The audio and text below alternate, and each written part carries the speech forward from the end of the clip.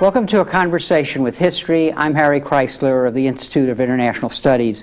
Our guest today is Michael Mann, who is professor of sociology at UCLA. His publications include The Sources of Social Power, Volumes 1 and 2, two forthcoming books, Fascists and The Dark Side of Democracy, and he is the author most recently of Incoherent Empire. Michael, welcome to Berkeley. Thank you. Where were you born and raised? I was born and raised in Manchester, England. I'm from a lower middle class background. I went to passed examinations, went to an elite grammar school, and then went to Oxford University where I was a student. And looking back, how do you think your parents shaped your thinking about the world? Well, I think that my father was, he was an upwardly mobile man who started as a salesman and ended up as the sales director of a corporation, making asbestos. Oh, gee, unfortunately.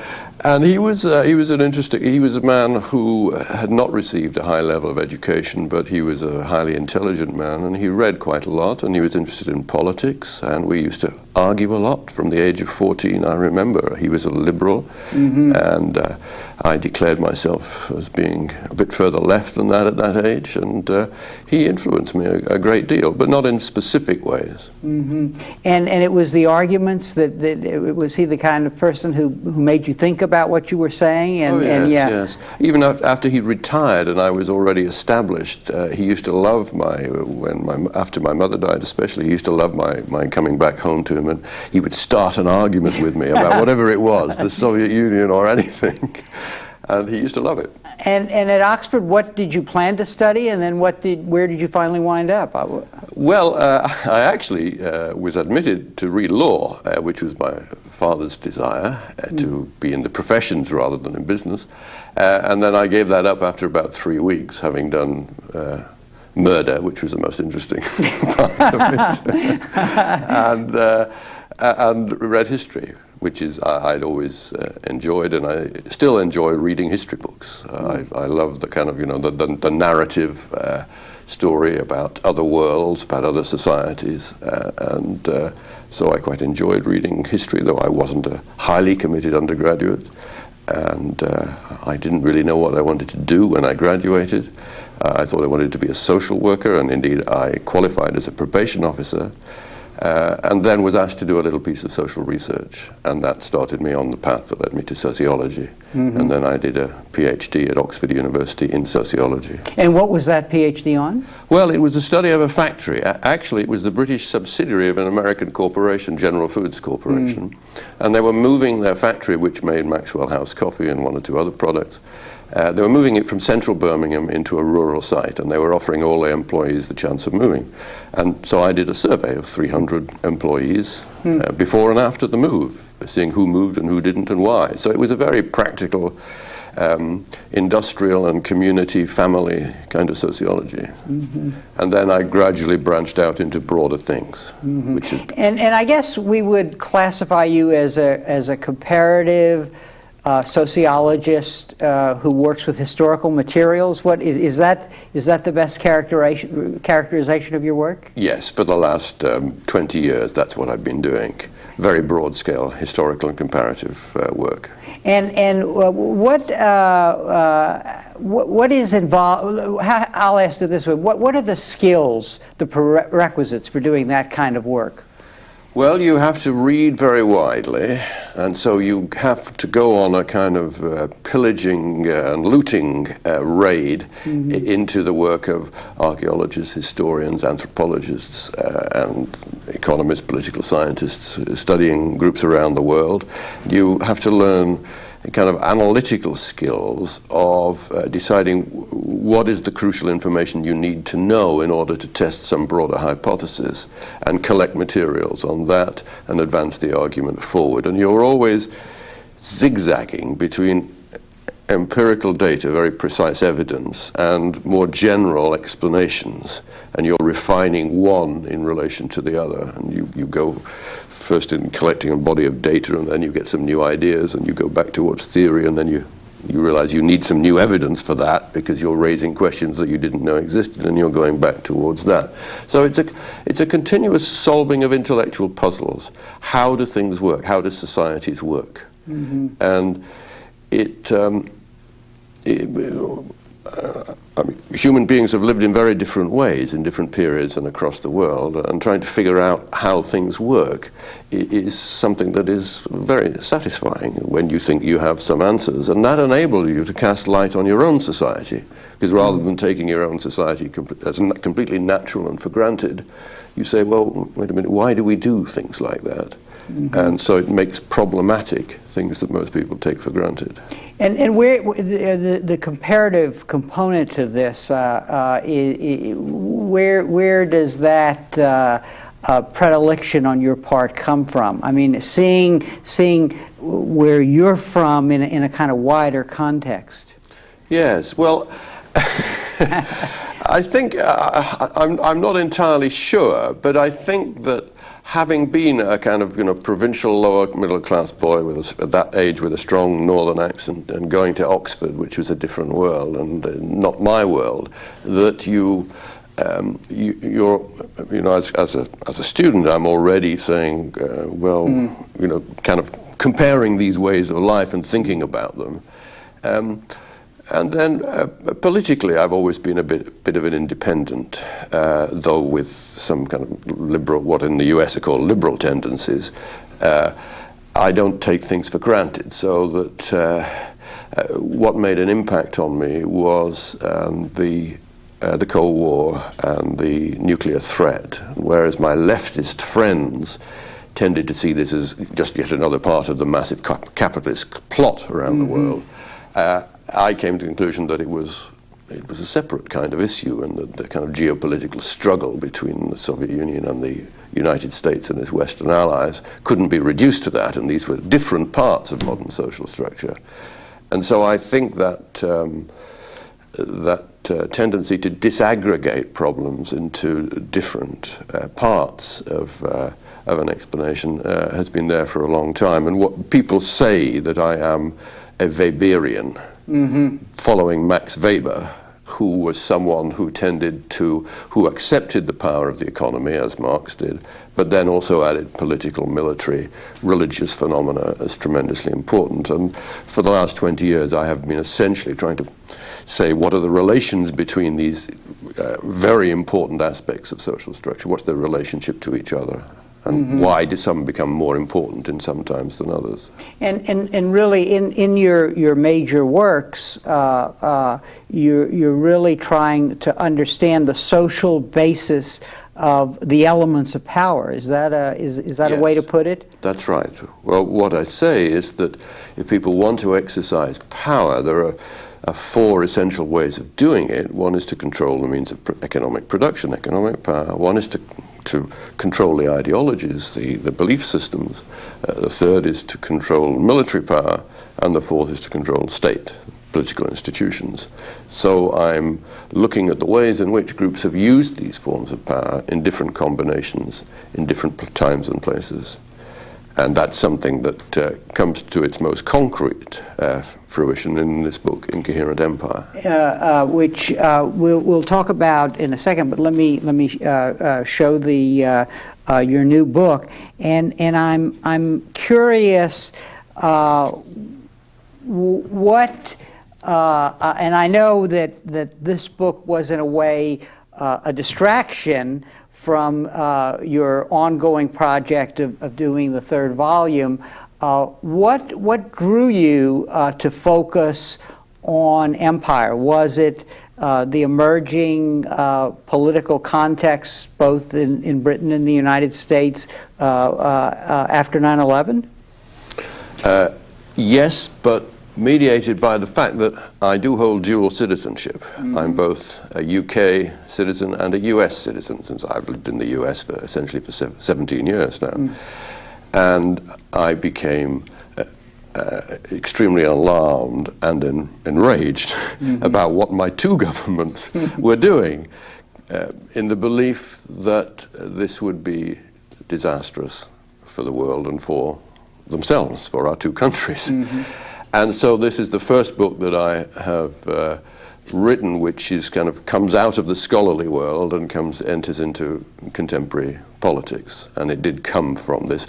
But also I had the belief that I could contribute to this debate based in terms of my more general scholarly work, and not only my sources of social power, but also my more recent work on fascism and ethnic cleansing, in which I generally come to the conclusion that I'd come to appreciate for the first time the importance of pragmatism among politicians, and that in some ways the notion of politicians doing dirty backstairs deals and compromises, instead of seeing this as a betrayal of ideals, one should regard this as actually quite a healthy and useful thing for politicians to do, because in my experience of fascism and ethnic cleansing, people who were motivated very strongly by values and believed that you could use any means to achieve these values brought disaster to the world. And I thought that this Bush administration was overcommitted to certain general values without considering the consequences of actions.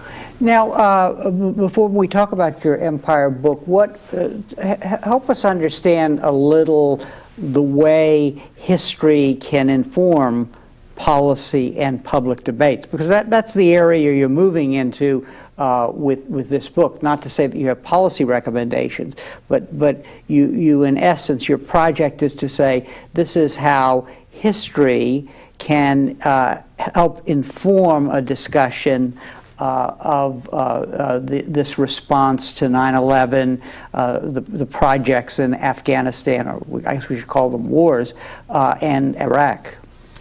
Well, I think that history doesn't repeat itself. That's perfectly true. So you can't draw absolute lessons from history. But you can see that if we have now an imperial venture, and I presume we'll talk about that later, there have been imperial ventures in the past, and we can see what they were based on, what brought success and what brought failure, and at what cost. And we can I do argue very strongly in the book that we can draw from the lessons of 19th century empires, and that certain of the mistakes that we have made are ones that wouldn't have been made if we'd had a reasonable knowledge of what previous empires did and what worked and what didn't work then. Your book came out at an opportune time, not just because of events, but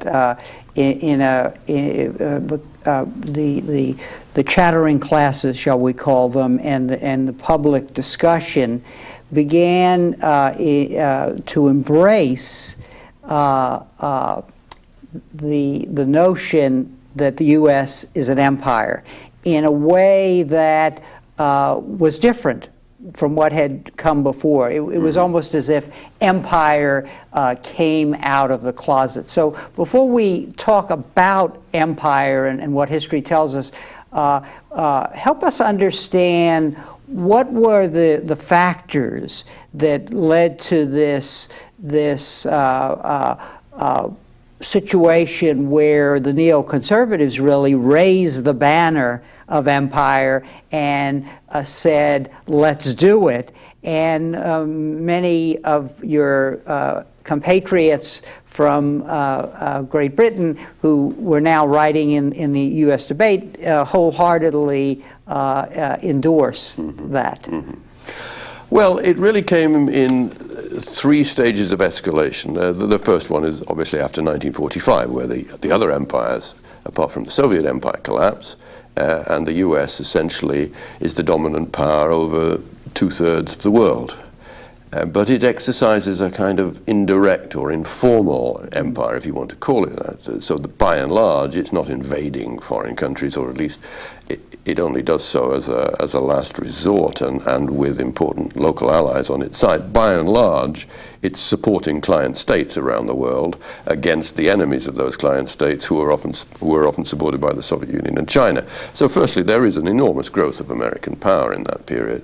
The second escalation is the collapse of the Soviet Union in 1991, which leaves the US unchallenged. And so throughout the 1990s, we have this enormous disproportion, especially in military power, between the US and anyone else, which results in now in the US having 40% of the entire world's military expenditure.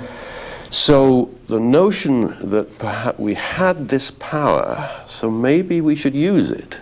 Why not? Well, can't we do good for the world by using this power? This began to grow in the 1990s. And so we can't put it all onto the Bush administration.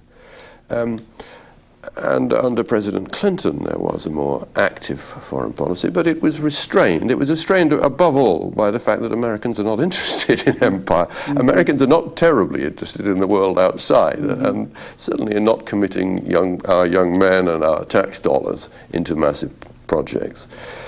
And then the third stage came, of course, in two quick succession. One, the Bush administration, whose foreign policy and defense policy team, apart from Colin Powell, were rather neoconservative, and so were interested in a more aggressive role. But then they were given that role by 9/11, which was a tremendous attack on the United States, and which mobilized people in support of a more aggressive foreign policy, as they would otherwise not have been. So I think that without 9/11, there would have only been a very gradual increase, and people wouldn't have started talking so openly about empire. But that gave, because there are people out there attacking us, and we should go after them.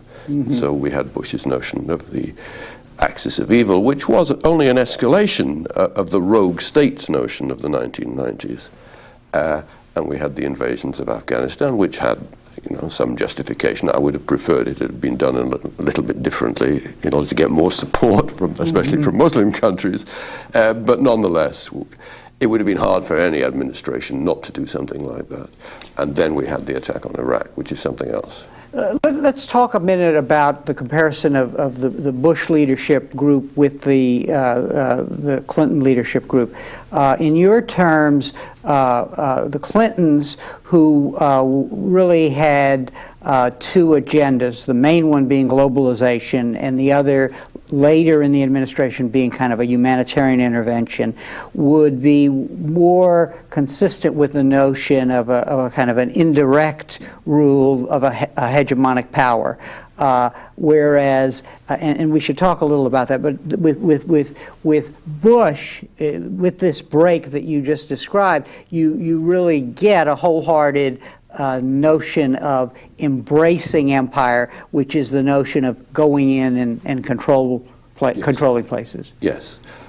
Yes, that is a big shift. And you're quite right. The two elements of the 1990s are the globalization, the notion of free trade, not necessarily for us, but certainly others ought to adhere to free trade. We will carry on subsidizing our farmers and and other people, but opening up the markets. This is a kind of informal imperialism, really, on the one hand, and on the other hand, the growth of humanitarian interventionism, but that was a little bit cautious and notable for its failures as well as our failures to act. We didn't act in Rwanda in 1994, but we did act in Kosovo. Though actually, the great successful humanitarian intervention is one that we never talk about, which was the invasion of Cambodia by the Vietnamese Communist Army in 1979, which ended the Cambodian genocide, and that was a spectacular success.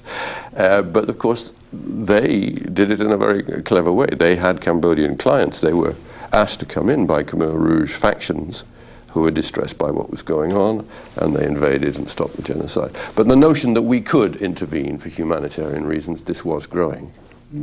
But that was multilateral, of course. We weren't going to do it on our own.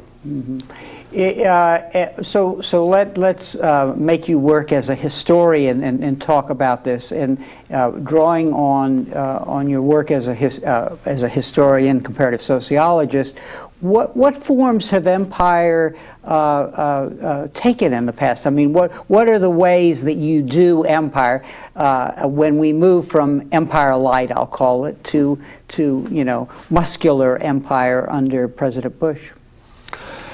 Well, what you do is start invading and colonizing other territories. And to begin with, I mean, characteristically, empires begin by doing trade deals and imposing pressure on the traders and establishing port colonies, and then gradually increasing the pressure on the groups who live in the interior. And then you say, okay, we're going to control this. We're going to produce more security here and more security of access for us, and we're going to go in and fight them. And you take in an army and you engage the army of the local ruler and you defeat him. But at that exact moment, you essentially sit down and wait. And what happens then is that the local sub-rulers of this ruler, they all then have a decision to make. Do they carry on supporting their ruler, who's just been humiliated in this way, and he looks as if he might be a loser, or do you come and support the British or the French or the Romans or the Mongols, whoever it is in previous periods? And then what happens is that enough of them come for you to have a very substantial native allies, local allies, and you use them to help pacify the colony, and you delegate local powers to them. That's the first stage of indirect, and then you gradually increase the pressure on them and the power, and you gradually absorb them into your administration. You absorb their soldiers into your armed forces, their administrators into your administration, and they become part of the empire.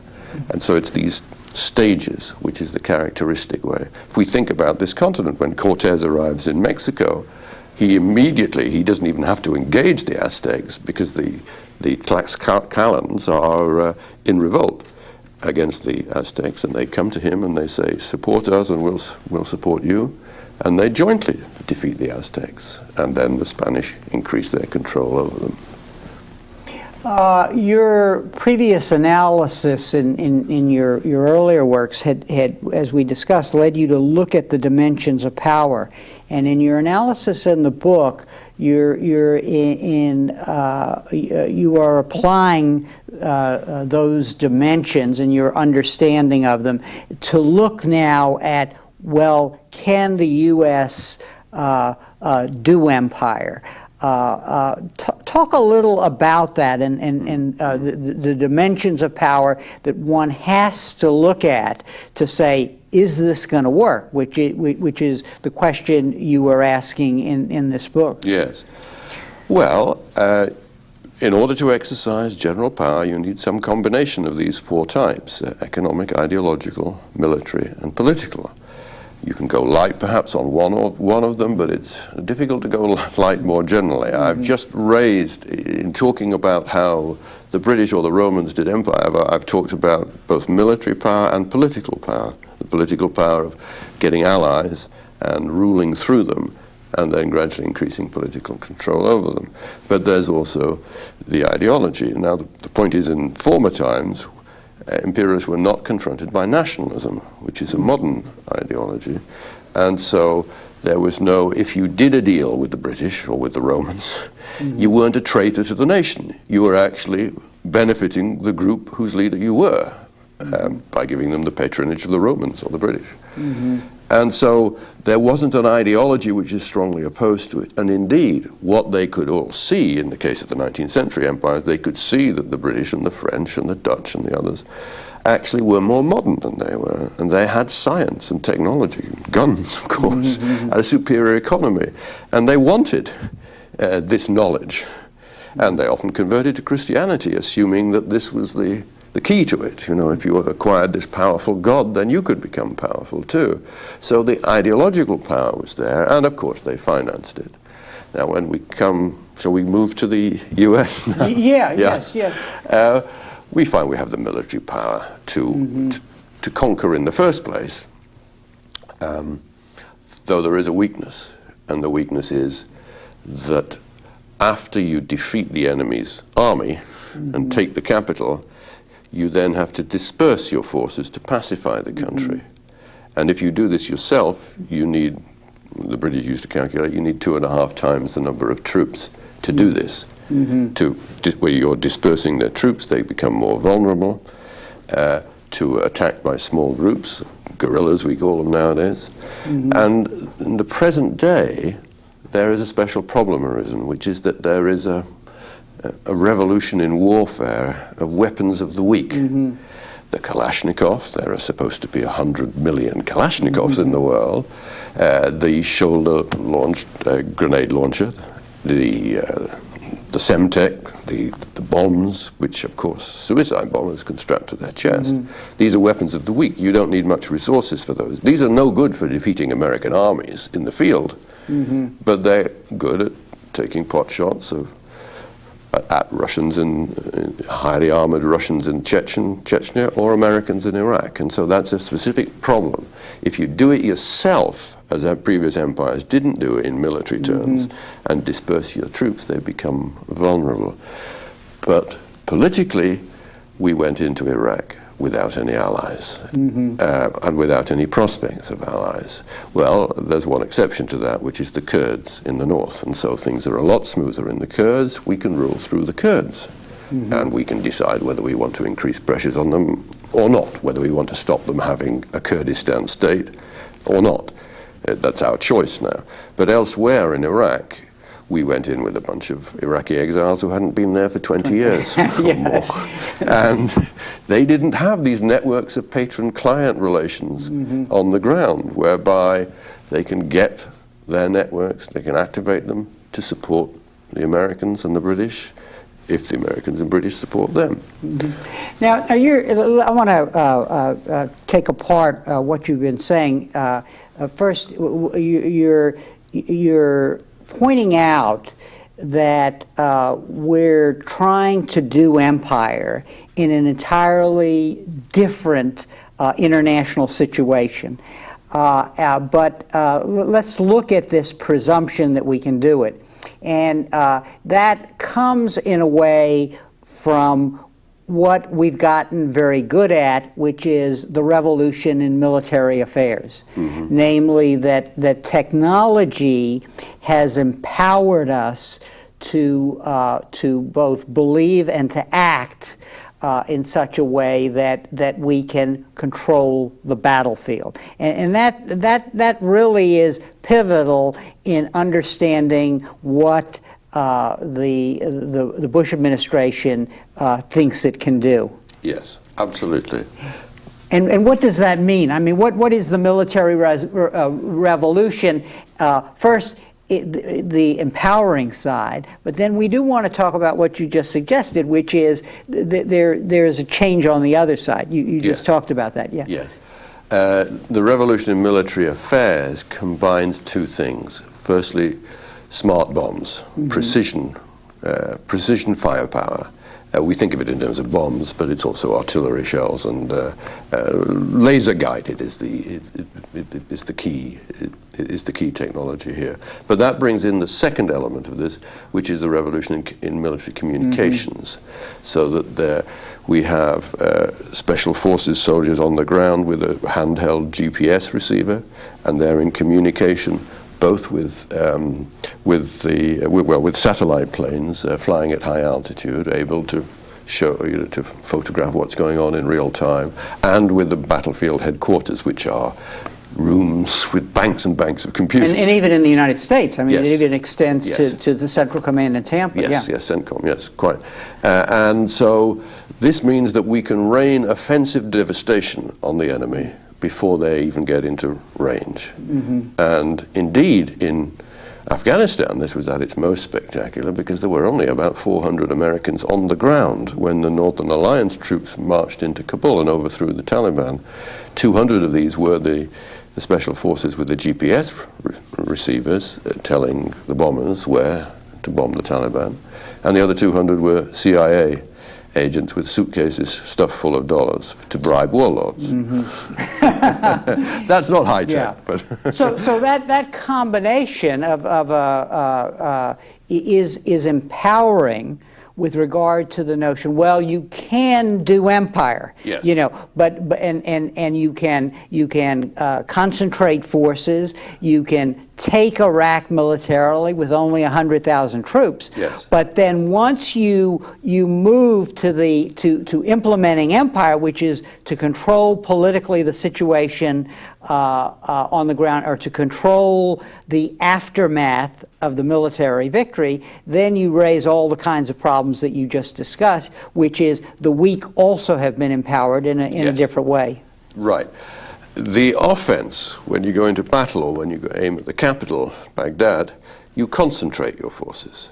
And given our offensive firepower superiority, we didn't need all that many. We needed less, well, considerably less than 100,000 troops to do this. But then once you've done that and you try and pacify the country, you have to disperse them. And that needs many more. Now, it's also important for the revolution in military affairs that we can conquer the enemy without taking much losses ourselves. That's very important because the American military is not happy with losses. But we now have a way of avoiding them, so it was thought. Now, it's this that the motivations for going into Iraq are extremely complicated, and there are a number of them. Some of them quite good motives and others not so good. But underlying them all is this great confidence. We don't have to bother too much about our motives because we can do it. We can do it without suffering much losses. But it's once you disperse the troops that they become vulnerable to this second revolution in military affairs, the weapons of the weak. And we can't control a global arms trail, which disperses Kalashnikovs and the like across the world, and the collapse of the Soviet Union produced a lot of surplus weaponry for sale. So there's a real military problem at the end of the process. And this military problem at the end of the process, when you move to empire, links up with what you were saying earlier, which is the changed international environment in terms of what people think about what they want and whether they want an outsider coming in to rule. Yes. So then you get a real explosive situation when the weapons that you've described, both motivational and the rifle, come together with a belief that, well, we should be running our own country. That's right, yes. And not the Americans. Yes, this is the shift in political and ideological power, which comes down to the very general assertion I make that this is not the age of empire, this is the age of nation states. And the notion that Iraq is for Iraqis, as Somalia is for Somalians, as France is for the French, this is dominant across the world. This is the main ideology of our times, national self-determination. And that makes it really difficult. The British and the Romans were never confronted by this belief. And, sorry, I correct myself. In the 20th century, they were, partly as a result of the spread of liberalism, of socialism, and also of fascism. You mean the 19th century? No, in the early 20th century. Well, late 19th, early 20th century. Okay, yeah. Spread to India and places like that. And Indians, for the first time, began to think of themselves as Indians. Previously, it had been our term for them. And so the British were confronted by Indian nationalism. And once that happened, the writing was on the wall for the European empires. It's true they needed the self-destruction of World War II to add to it, but the Indian nationalist movement was too strong even before World War II for the British to last very much longer. And then this rolled around the world, disposing of the other empires. And in the case of Vietnam, of course, it was Vietnamese nationalism which defeated us. So, though Iraqis, if we could return to Iraq, though they are grateful to us for liberating them from Saddam, they really hate Saddam and his memory, or almost all of them do. They don't want to be occupied by Americans, and so they have this deeply ambivalent view of us. And they want, though they're disputing among themselves, Kurds, Shia, Sunnis, they dislike Americans even more if Americans are occupying and seeming to rule over them.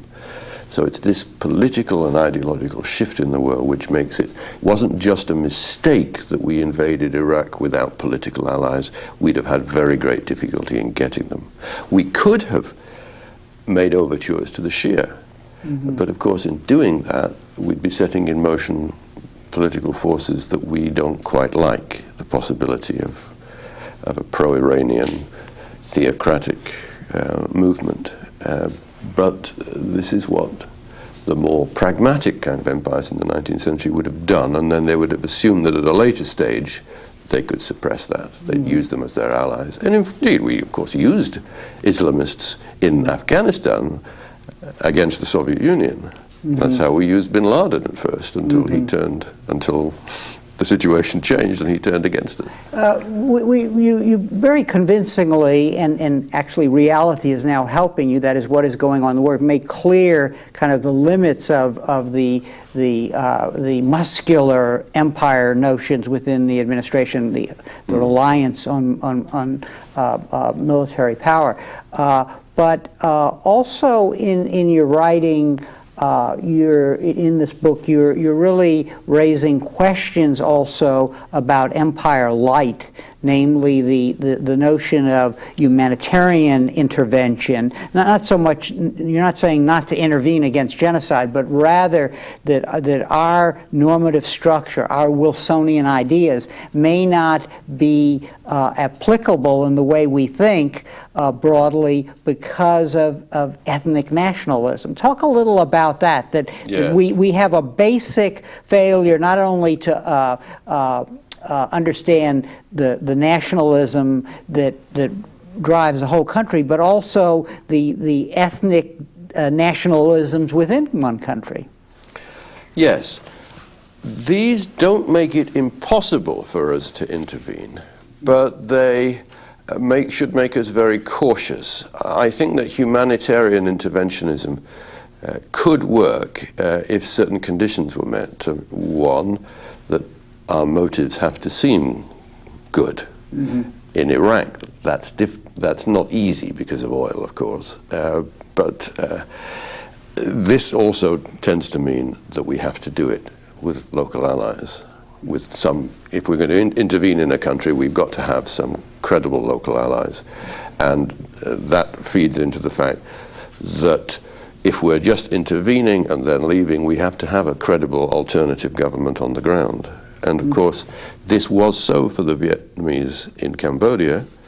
It was so in Kosovo, where we had, we might have had reservations about the KLO, the Kosovo Liberation Army, but they could control the territory. We had reservations about whether they were going to ethnically cleanse Serbs, and they did to some extent. But nonetheless, if you decided this is the lesser of two evils, they could do it. We could have done it in Rwanda because there was an alternative Tutsi government actually invading the country at the time. So I think that provided there are local forces, that you need a little bit of protection, but then they can really operate the country, that's possible. Of course, you have to decide whether their rule is going to be any better. Right, and the question is it realistically to think that you could, in the short term, impose Wilsonian formulas of elections and self-determination and so on? I mean, this has to be structured over time for it to really work, and then it might not because of the sub-ethnic nationalism that you're talking about.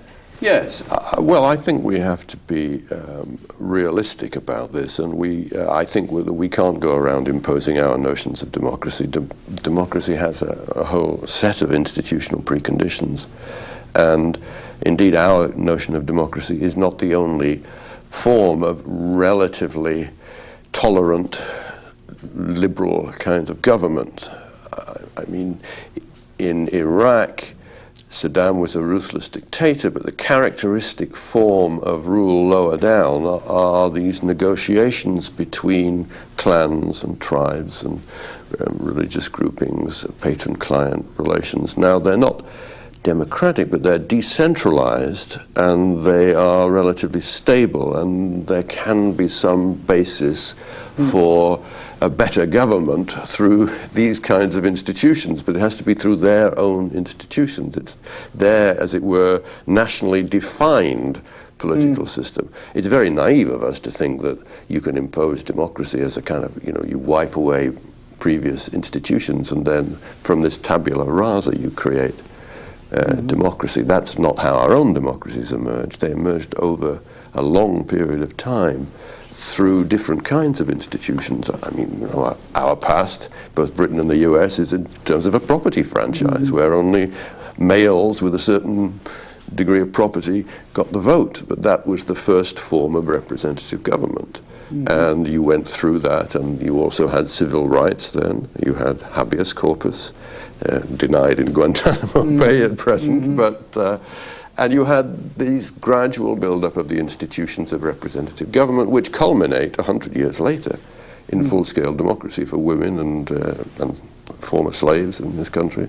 It takes a long period of time. In addition to the failures of our military intervention, use of and primary emphasis on military power, which we've discussed, you also point to a very important intellectual flaw in American foreign policy, which relates to the failure to distinguish international from national terrorists. Talk a little about that and explain what that difference is and why that matters and why it will lead to a failure of policy. Well, terrorists are groups who attack civilian targets, and they generally start by trying to attack military and political targets, but they're usually better protected, so they then retreat to attacking civilians. But 95% more of the world's terrorists are what I call national terrorists. They're implicated in some state somewhere, and they're attacking their local oppressor. And so, from their point of view, they're freedom fighters. And the state responds with its own form of terrorism, its own state terrorism. And so there is this symmetry in Israel-Palestine between the two sides attacking each other and killing civilians on each side. Now, this comes from my ethnic cleansing book.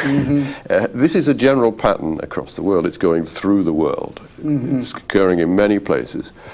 We shouldn't get involved on one side or the other, because these are very deep-rooted struggles. And if we start to take sides rather than use our best offices to try and conciliate them and bring what pressure we have on both sides to come to some agreement, then we're going to be in trouble, because these are movements that it's national terrorists are too deeply rooted to be able to suppress. The Chechens have been fighting against Russians intermittently for several centuries now. These are very deeply rooted movements. Now, when the international terrorists are those who go beyond that. They've generally been defeated in their attempt at the local enemy, and they move as emigres to Western countries, and then they attack the US and other Western targets. Now, obviously, they are attacking us. We have to attack them. We have to eliminate them, preferably by legal methods. But that's not too difficult, because as soon as they start letting off their bombs, characteristically, they kill more of the local nationality, whatever that is, than they kill Americans. So the Indonesian government was reluctant to aid our war against international terrorism, but then came the Bali bombing, and they are compelled to enter into it. So most of the governments of the world are cooperating in this attempt to drive international terrorists out. But the Bush administration, when it talks about terrorism, it characteristically produces a list. Goes from Al-Qaeda to Hamas to Hezbollah to Jaish al-Mohammed to, well, the names vary according to the list. But these are putting together the national and the international terrorists. Now, the State Department points out that Hamas and Hezbollah, who are respectively Palestinian and Lebanese movements, the State Department points out that they killed Americans. But they did so in the early 1980s when American troops were in the Lebanon. They haven't killed any Americans deliberately since then. Now, it's elementary not to attack people who are not attacking you, especially if in attacking them you are attacking something that's much more deeply rooted than Al-Qaeda is.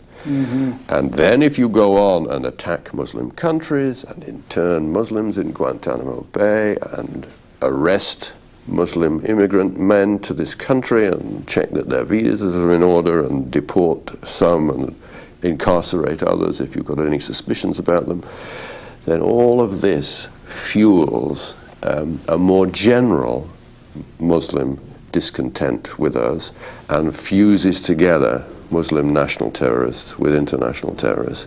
And I wait every now and then over the last few months, you see some Hamas or Hezbollah leader who makes a statement saying America is our enemy, we should attack America.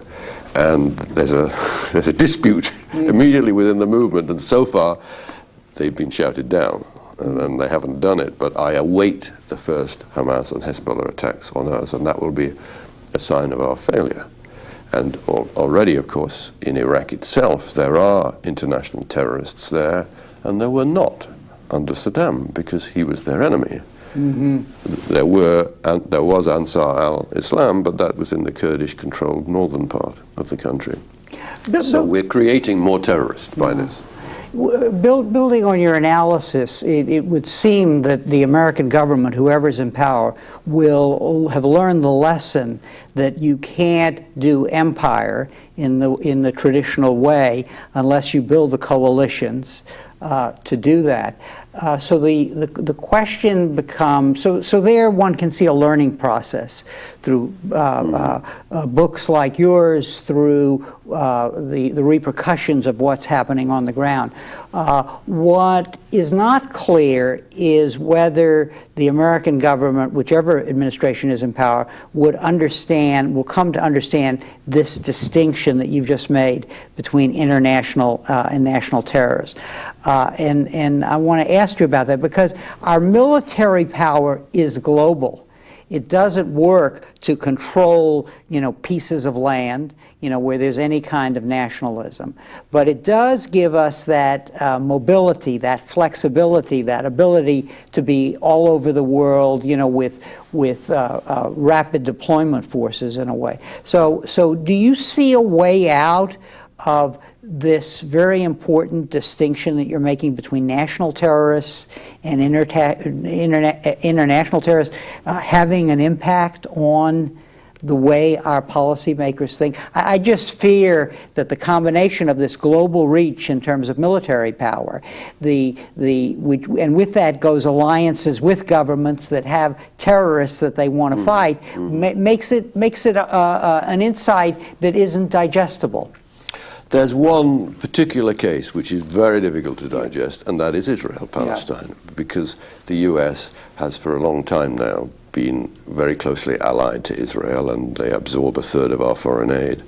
They're not a poor country, but and the connections between the Likud right and this administration and, in a mysterious way, evangelical Protestantism are strong. Mm-hmm. And that's the difficult thing for American politicians, to actually go to the right policy, which is to try and bang both their heads together and not to show preferential treatment to Sharon, to accept that both Sharon and Arafat are the legitimate leaders of their people, and to try and bash both their heads together to compromise. Now, President Clinton did quite a reasonable job. He got quite close at Camp David and then at Taba, and that's obviously the way forward. If one thinks of the US's very constructive role in Northern Ireland, which I know quite a lot about, being a frequent visitor there, that Senator Mitchell was the chair of the Conciliation Committee, and the Clinton administration and now the Bush administration continues this policy of helping to bring both sides together, to give certain leads in certain ways, alongside the Irish and British governments, which have had enough of this. That's the way forward. Now, I don't think it's impossible, and in fact, the US is not confusing them all over the world, so the administration is well aware that in Kashmir, it shouldn't side with either India or Kashmir, though it's tempted to side with India because of this identification of Muslim terrorists as the enemy. It does hold back a bit, but it should be possible in such cases. Israel is the difficult one, but elsewhere it should be possible for the US to have a more aggressive conciliation policy. Mm-hmm. And it's that role as a conciliator that we can make progress on these problems in a way that would further our other kinds of interests, That's economic right. or whatever. That's right, because it makes the places into stable territories, and we can trade with them, do business with them, and they can be our allies if we want allies. It's of course, we also have considerable economic resources, and we not only prop up Israel, we prop up the Palestinian Authority too, with much smaller sums, but nonetheless they'd be in trouble without these sums. And so we have some bargaining leverage over groups like these. Your book is called Incoherent Empire. Why incoherent, and what does incoherence lead to? It's incoherent because the different forms of power are at odds with each other. We have enormous military power over most of the realm of military power, though not in pacification. But we're schizophrenic about political power, about whether we have allies or not. We shift between these two. And in terms of ideological power, our militarism is contradicting the values that we say we stand for. And also, we do stand for these values. The world stands for more humane values than it did in the 19th century, so that we cannot do what the British did and what the French did. I don't want to glorify previous empires. Faced with the Sunni Triangle, they would go rampaging in it. The British forces would go and they'd loot and burn. They'd burn villages, they'd burn crops, they'd kill young men in villages that were supposed to have dealt with the enemy, and to exercise an enormous amount of repression, and we can't do that. The world has changed, and we don't want to do that. So that we are held back ideologically. So there are contradictions between the different forms of power, and also there is not only weapons of the weak in the military term, in ideology too, the weapons of mass communication. Al Jazeera, Al Arabiya, Arab newspapers and websites, they communicate right across the Middle East. And the 19th century empires were not faced with natives who could communicate in this way. So they learn all about our atrocities, obviously seen through their own perspective. So it's incoherent because these things are very uneven and they contradict each other. Where does it lead to? Well, it leads to failure. And in fact, in real terms, the administration is recognizing this. Our troops are being pulled back into a smaller number of secure bases, and leaving the Iraqi police force to take the brunt. We immediately see a reduction in our loss rate, our casualty rate, and a massive increase in theirs. We've abandoned the notions of privatizing Iraqi industry. We're accepting in various ways that we cannot do what we intended originally to do. And though we're not admitting it publicly, and the administration obviously can't admit anything publicly before the election of November, I think the administration is recognizing that this was a mistake and it can't do it again. At least I hope so. But of course, if there's another 9/11, well, who knows what emotions this will stir up amongst us. So this may be just a blip, and we may return to what we used to have in the 1990s. One final question. What would you tell students about what comparative historical sociology, has to contribute, or what ways can it contribute to policy debates like the ones we're having now about, what to do after 9/11? I think that, firstly, that all American students should know that a world exists beyond America, or British students should know that a world exists beyond Britain. To know about how other parts of the world live and think is extraordinarily desirable for whatever branch of work students are likely to go into later, whether it's public administration, business, or whatever. And to actually develop some real knowledge of what Arabs are like, or Indians or Chinese or whatever. And so this is the basic justification for comparative. So that is looking at other countries as well and not taking our own country as the parameters of our vision, the limits of our vision. And history, well, I find history entertaining. Not everybody does. But as well as that, it is instructive. It shows you the follies of human beings, and we can think a little bit about how we might not repeat them. And sociology? And sociology is the queen of the social sciences. I see. Which brings all these things together. On that very positive note, after this lengthy discussion of our Incoherent Empire, Michael, I want to thank you very much for taking the time for being on our program today. Thank you. Thank you for inviting me. Yes. And thank you very much for joining us for this conversation with history.